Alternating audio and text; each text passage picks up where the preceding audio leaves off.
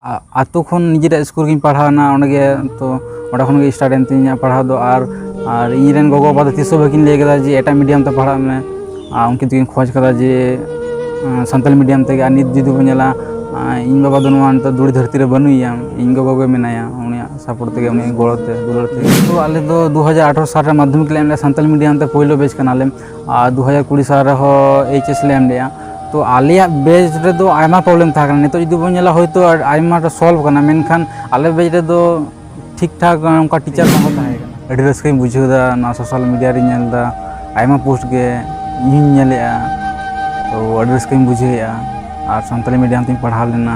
netting qualify का तो Bangla medium ते पढ़ा को होयतो इन नो यूनिवर्सिटी दूर गनेडे हो बइन तियो किया होयतो ओंडे दो आयमा कॉम्पिटिशन थाहे को और नोडे दो होयतो उन कॉम्पिटिशन बनुआ जार फले सानताली मीडियम ते पढ़ा खातिर मन हुई जे नोडे